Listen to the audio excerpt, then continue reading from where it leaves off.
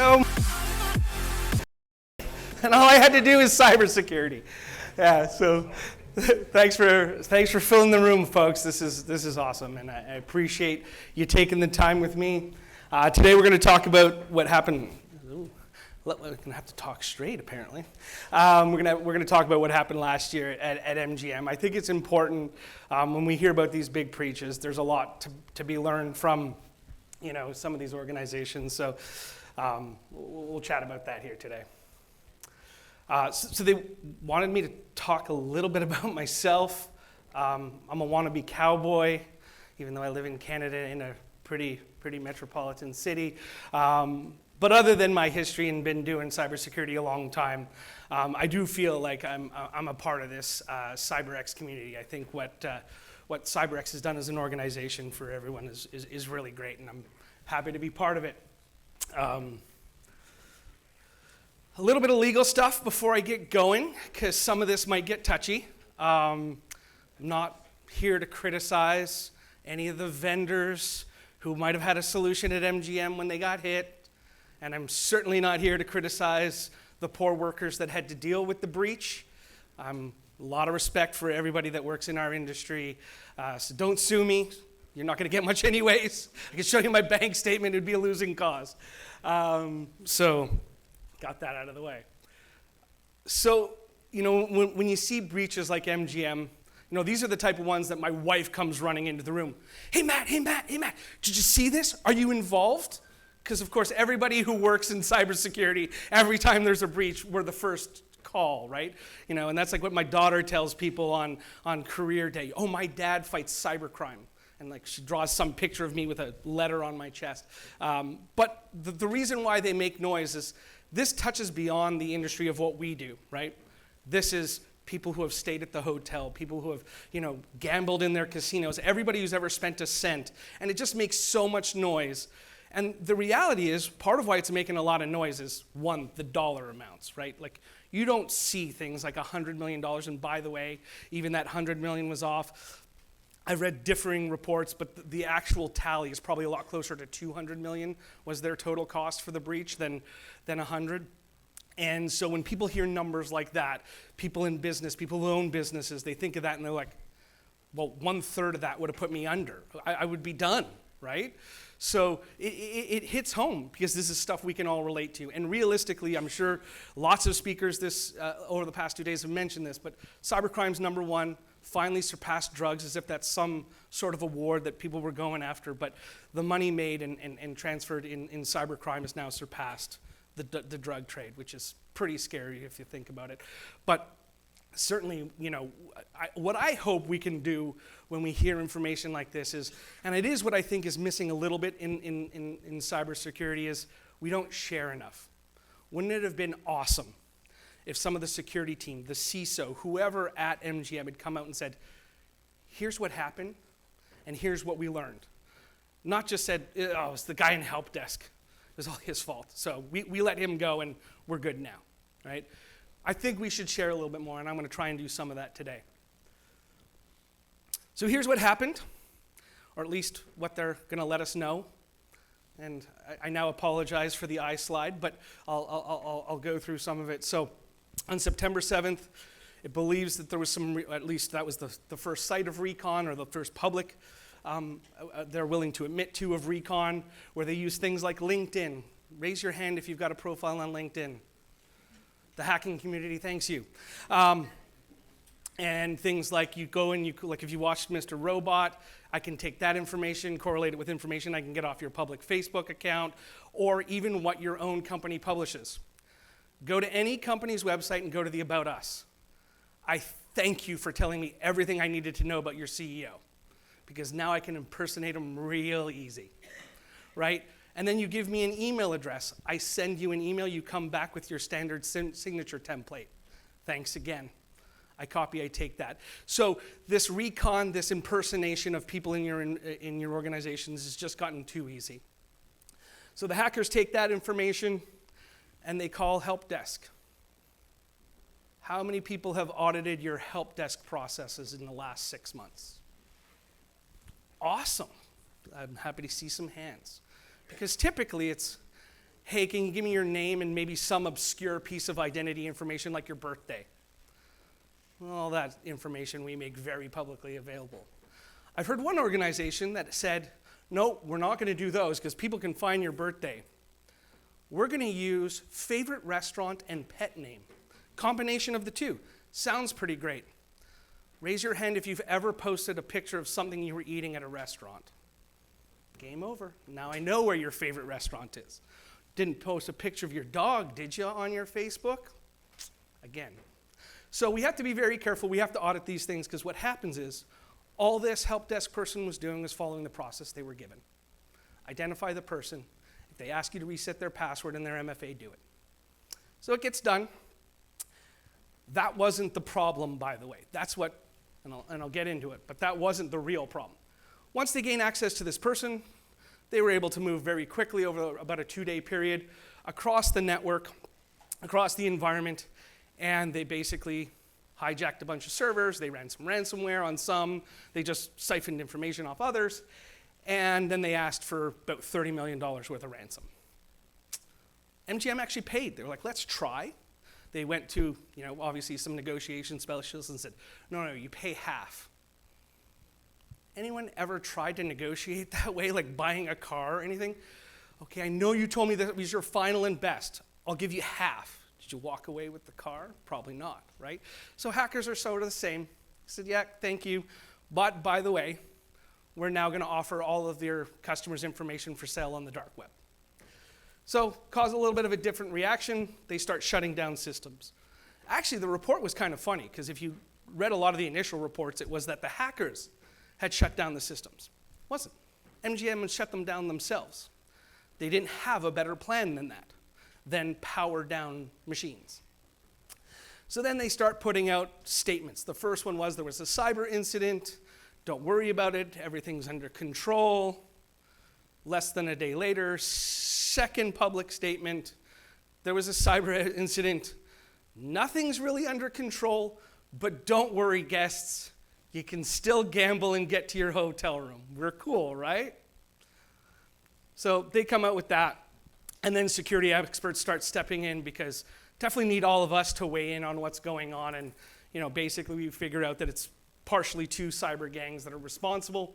And then, of course, the vendors jump in to sort of defend themselves and sort of help in the situation.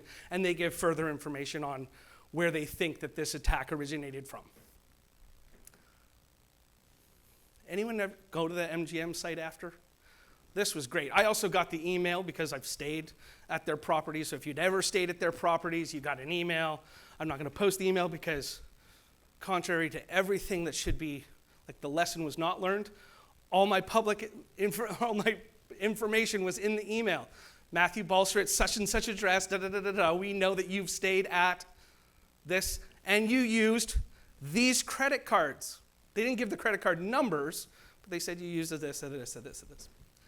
Awesome. So if someone was intercepting emails coming out of their environment, they now got more information. But anyways, this is what they said on their website. They said, hey, don't worry about it. It's just some information.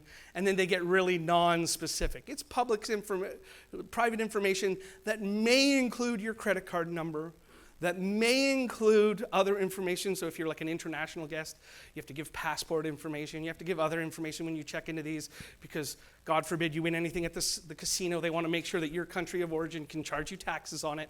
So you have to provide them. And they say some of this information may currently be in the hands of hackers. They're just protecting themselves from liability more than anything. But that's pretty scary. One, the real reason is they probably didn't know. They probably had no idea how much information the hackers actually had. So it was purposeful because they don't want to take liability, but it's also, they probably didn't have a better answer than to tell you some of your information is out there. But this is very scary, right? Every one of the organizations in this room, I'm sure, has some form of system that has customer information on it, that has employee information on it, that has product information on it. All of this is very valuable. I did this presentation, a very similar one to the education about a month ago, or 2 months ago now, I guess. And I told them, anyone want to guess the value of a student's full person information file is on the dark web?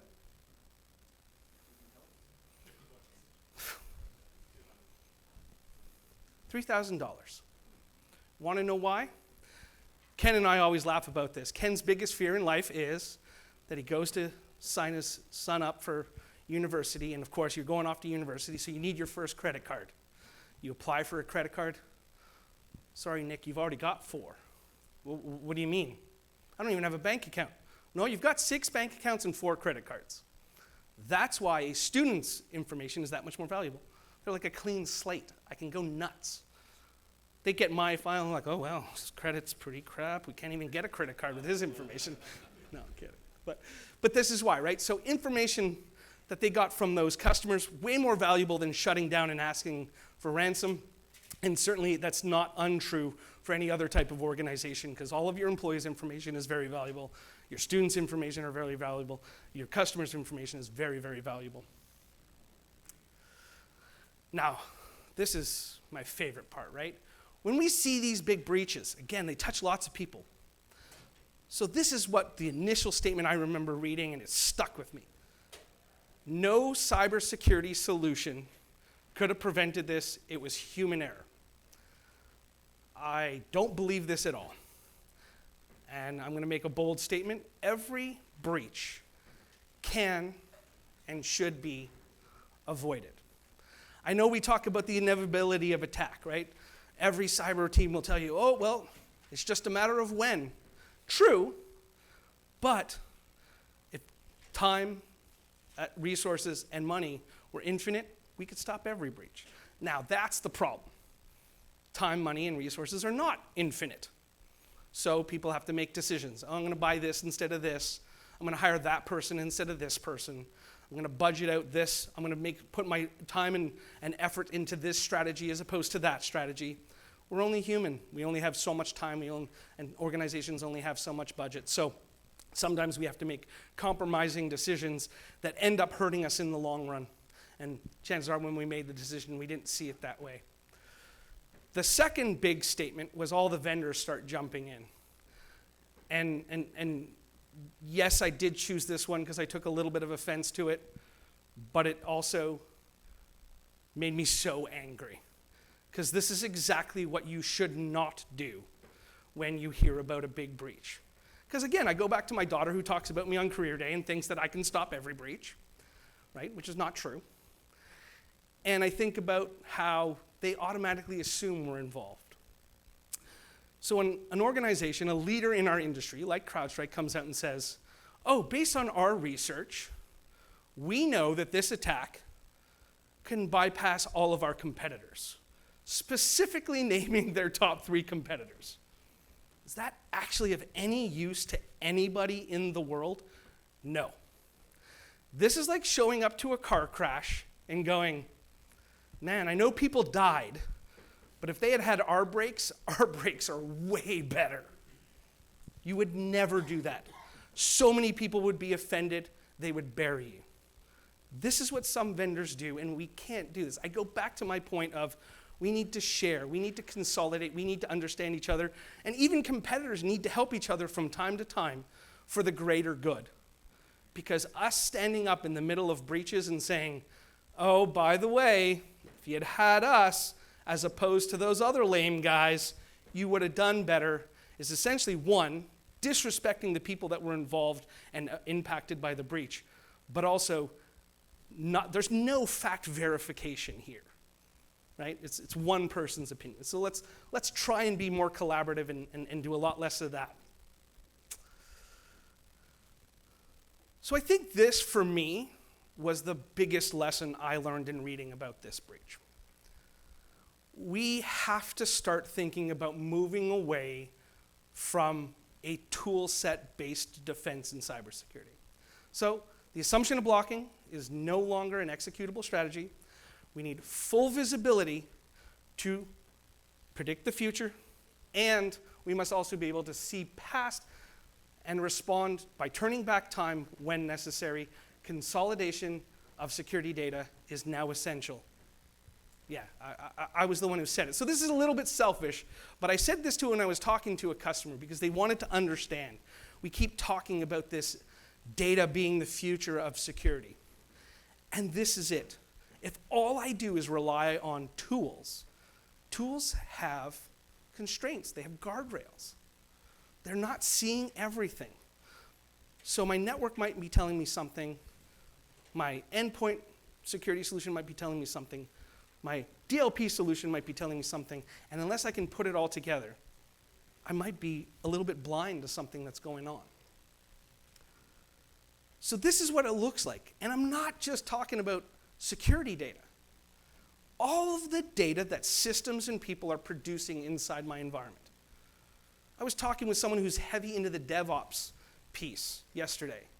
And they said, if only the guys building my applications had paid attention and told me this, or I had some visibility into their application build stream, I would have been able to predict that by the time their application got published in the container, that anybody logging into that application was going to be able to break out and siphon data off other applications in the same workload.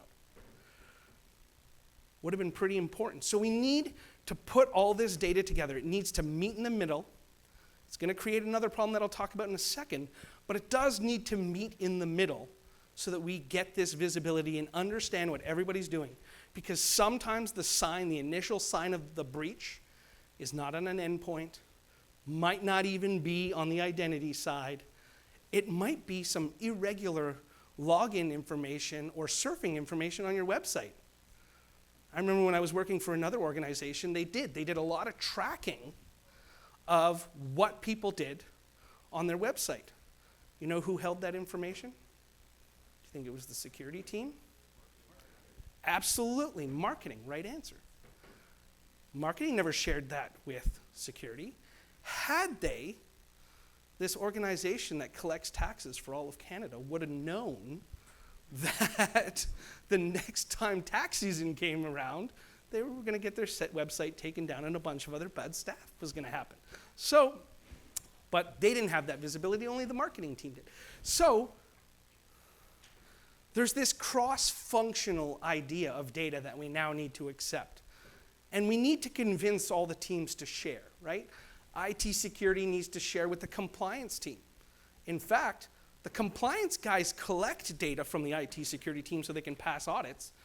Do they ever pass those audit results back and show lessons learned and other things? No, it's typically a one-way direction. Same thing with IT and help desk and network management. Sometimes those guys are just about configuring switch paths and things like that. They're not responsible for managing Matt's AD account, so they don't know what can possibly happen if they get my ID and then can laterally move across the account. And the big ones then start to come down to the guys who are responsible for overall company risk management. The executive leadership, I'm going to talk about them at the end. They don't have any clue how big their role is when it comes to a breach. That last part of the attack where MGM got real embarrassed, that wasn't the help desk guy's problem, right? And then I mentioned DevOps, right?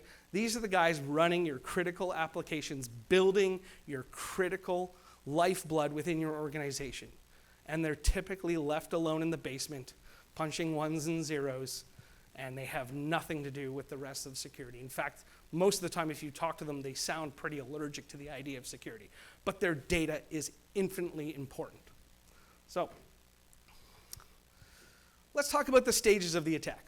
So this first stage, right? Recon and identity. Everybody right now is talking about the whole identity problem. Raise your hand if you've audited your AD in the last 6 months. Awesome, couple hands going up. Usually those audits come along with a report of actions you should take. Raise your hand again if you took all the actions that were in that report. Awesome, more than one hand. I did this in a large room of executives a while ago, and I got one hand and it immediately went down when I asked if you'd taken the actions. Because typically those actions are a long list, they're cumbersome, they require like 10 different people's approval, you gotta get HR involved sometimes, so difficult to manage. But this is critical. We need to start looking at this problem in a proactive way, not in a, oh my gosh, Matt, someone stole his password, we're going to reset his password and kill all his sessions. That is far too little, far too late. So here's the numbers, right? Marketing and stats folks love numbers, right? The numbers are all large and scary, lots of passwords being too easy, lots of breaches attributed to poor AD hygiene, poor identity hygiene. But the number up there that scares me the most is the lowest one, the 42% of success. Now, if you're an NFL quarterback in the Super Bowl and you got a 42% completion rate, you've had a really awful game, you're not great. Anyone want to guess at what the percentage success rate a hacker needs to be considered a successful hacker? Anything over 1%. If you manage to do one time a breach, that's great. Who cares about the other 99 attempts, right? This is like being the ugly short guy and walking into the bar and asking out all the supermodels. I only need one to say yes, right? So this is what this is. So if 42% of them said yes, it's not a great problem to have, but in this world, that is way too high a success rate. It means we are not doing our job because this involves multiple attempts on the same company. So it could be that 40% of the time they were successful against you and 60% they were, but they still only needed to get in once. So this is way, way, way, way too high. And it points back to that problem I mentioned out of the gate, that we're not doing enough hygiene. So that poor help desk person that reset the password of the MFA, all that should have done is give them access to that person's computer. And that should have been their dead end. Maybe a couple, logins to their, if they're not great and they're keeping all their passwords in an open Excel sheet, maybe their, passwords to certain things. But realistically, it should have given them access to their system and their system alone. The lateral movement was unacceptable, and it was not that help desk person's problem. They used a golden ticket pass. You shouldn't be able to do that.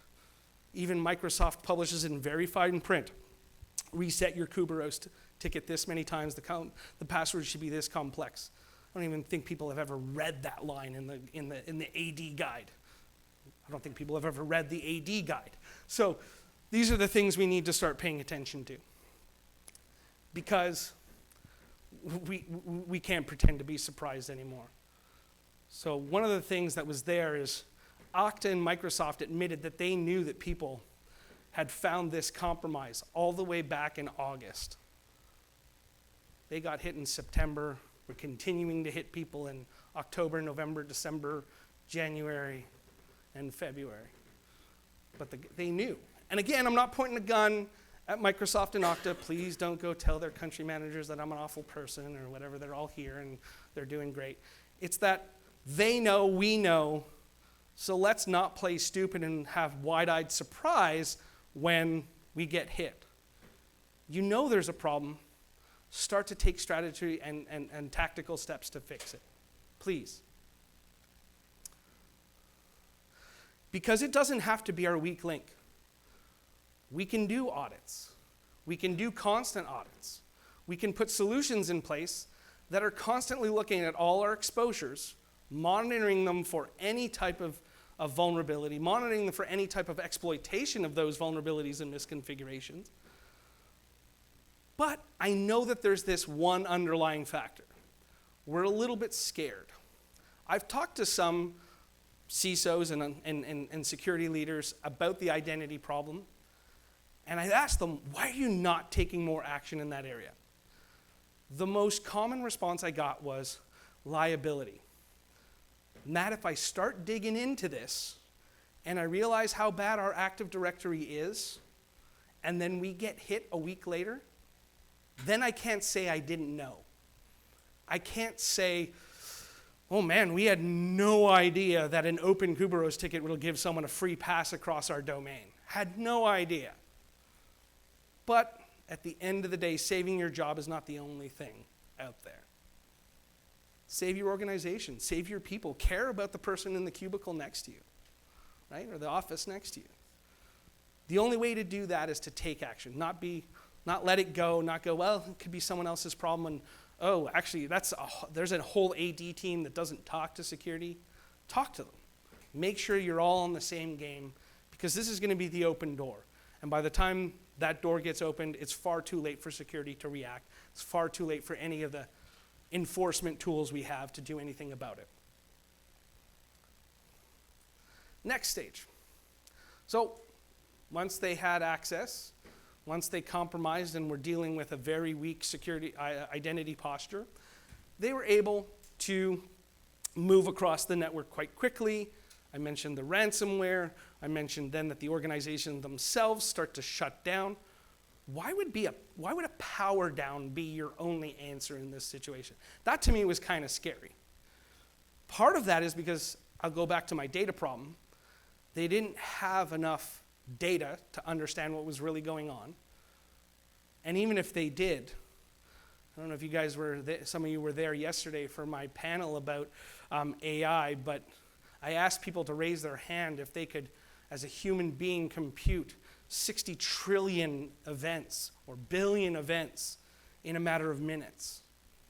No one raised their hand because we can't do that. So data is part of it. We need all the data. And SIM vendors and other people have said, no, not all the data, because then it'll get confusing. And no, we need all the data. You just need a better solution than saying, I'm going to take what's partially there because I don't have a way to really deal with it. So this is what happens when you miss. When you miss at that initial stage, they get you. They run ransomware, because once you're compromised, it doesn't really matter what I use. Like Alpha got credit here, but it doesn't matter. I could have used any ransomware. And at the end, paying now is a gamble, right?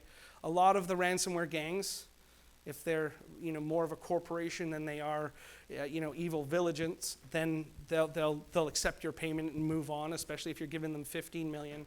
I think the eyes were a lot brighter here, and these guys were a lot more dangerous than that, so the 15 million didn't deter them at all.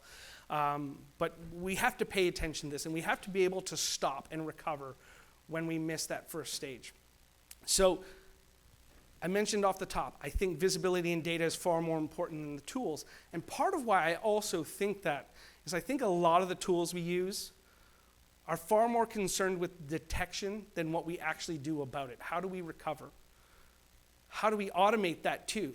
Because I may or may not have someone who has glass eyes, is 24/7 sitting in front, is also an expert in every type of detection and every type of malware out there. So I need tools that do a lot of that response for me. I need tools that are the hammer. That's where I think tools, like I'll speak from SentinelOne's perspective, like an EDR, that's where I think our place in the world is. We're a hammer. We're not the woodworker, we're not the nail, we're the hammer. I can bring the hammer down on something I detect, but I need the visibility before that, I need the strategy, I need the tactic, and I need to know where to point my hammer. So, but I do need that hammer to be effective, that when it hits, that hammer drives the nail in. So I really think we need to now start to ask questions. When we talk to MSSPs, oh, you're going to deploy a bunch of tools, you're going to manage it for me, that sounds great, you're going to do everything for me, sounds great. On breach day, what do you actually do for me? What does your tool do? Walk me through that. Who's responsible for what? Walk me through that, right? It's questions we never ask, because if you did ask your MSSP provider that question, they're going to get scared that you know too much, and they're probably going to move on to the next customer because you're way too difficult. What's my responsibility when bad day happens? What's your responsibility when bad day happens? What does your tool do? What do I have to do? Do you need admin access to my entire server farm for when the bad day happens? Because I don't think that's great, right? So we really need tools to do a lot more. And this is the stage where things get ugly for most organizations, right? So I missed the first part, didn't have tools in place that stopped what came after it. Now I'm in a very bad situation because I'm a big public casino and resort. Everyone knows about it. So I have to make a statement. I legally have to let anybody who stayed at my hotel know that their information has now been breached. That was a good, maybe one of the good political government things that both Canada and the US have done is if you get breached, you need to know about it. So gets really embarrassing for the organization. It all could have been prevented, but now we're at this stage. So what's the lesson to be learned here, right? Is it that I need to get someone who's really good at writing apology letters? Maybe I can just ask ChatGPT, hey, can you write me something that apologizes to all the customers that have stayed at my hotel over 10 years? And maybe it'll come up with something pretty good, but it probably sounds robotic, and it'll probably use words like some information because it understands liability. But realistically, there's other pieces here that I should have been better at other than just writing the apology letter. We often think about incident response as what comes after the breach, right? Do I have a contract in place with somebody who knows how to help me recover systems, help me get rid of the ransomware, help me, fire who to fire, right? Do I let the help desk guy go because he was the one who answered the phone? Unlucky him. But the reality is there's a lot of people outside the security organization that need to be very well trained for what might happen on breach day. PR. Hey, PR, what's your strategy if we get breached? Have you talked to any breach coaches? Have you spoken to lawyers? Do we know what liability looks like? Do we know what words we should use? Not some information, right? Do we know what to say and do on breach day? Do we know how to measure the impact? I mentioned that the initial statement was about 100 million. Now we've seen statements at 160, we've seen 180. Some got really specific, 193 million and point blah, blah, blah, blah, blah. Like, how did they even figure out those last dollar and cents? I don't know, but it doesn't matter, right? I think organizations should know ahead of breach day how much specifically different types of breaches could cost them, and therefore know ahead whether paying a $15 million ransom makes sense or not. Because if you starting your company over from scratch is going to cost you less than that, why pay? If the data they've shown is worth less than that, why pay, right? So we need to understand that, because on breach day, you don't want to be scrambling for that information. We need to know in advance who owns decisions. This is the thing, as someone from the outside looking in, I see all the time. Roles and responsibilities are all over the place. Every different organization has, and usually all the roles and responsibilities fall within the cyber team. That's not true. Your CEO, the executive leadership, has a very important role that they don't know about yet, probably because you haven't strategized with them. The low level, anybody from the person who manages the cleanup of your environment, anybody in your organization probably has some form of role on breach day, and they need to know that in advance. And I've put some things up there like war room, tabletop exercises, purple teaming. You can call that breach testing and stuff like that. Test. I see every now and then some people will do a pen test, and they think that's, we did our pen test because cyber insurance asked for a yearly pen test. Pen tests on their own are pretty useless. Pen tests with a strategy around how I plan for breach day, very important, because you want to know where your weakest point was, because that's probably who they're going to come in, and allows you to prioritize maybe that roles and responsibility and the other stuff I talked about. Always include finance and HR in the planning for cyber breaches. They probably have a more important role than anybody on breach day. How much can we pay? How much do we have in our coffers? Who can be exposed? What was their access? Understanding the people in your organization.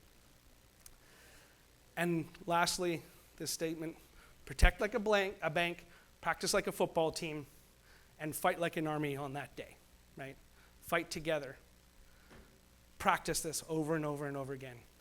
And just because you're an organization that does anything, you're a school board, you're an HR resourcing staffing company, or you're the Canadian Federal Bank, you should all be protecting the same, because the $5 or $5 million I can steal from a bank, almost as valuable as stealing the information of 5,000 students.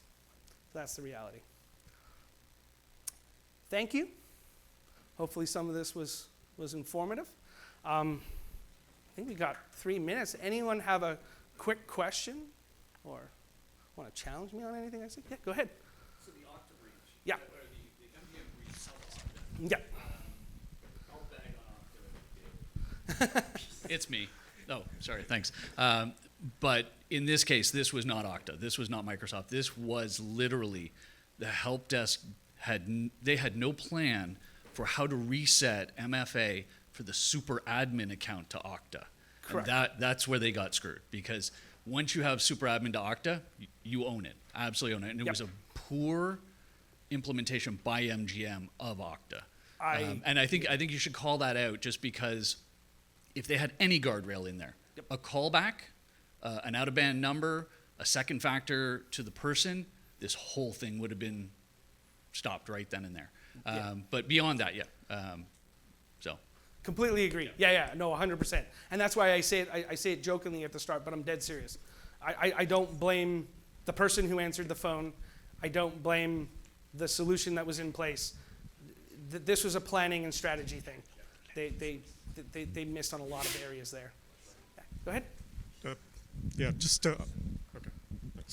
Just an unfair question, maybe a little bit out of scope, but what about the Caesar breach, and do you have thoughts around comparing, contrasting the two organizations and how they handled so them? Caesar's kept a lot quieter than MGM did, a lot less noise. They happened pretty much at the exact same time. So I don't have enough information to honestly compare the two, because I did do some research, because originally I kind of wanted to call this the MGM and Caesar and what we learned, but there just isn't as much information. What I kind of know is that pretty similar mistakes, similar lack of strategy and planning, and that's probably why they kept quieter. They did the bare minimum of announcing what they had to, and kept quiet for the rest. All right, well, I think that's the wrap. Hey, thanks again for taking the time with me, and we got a booth. You can stop by and say hi at any point today. Thanks.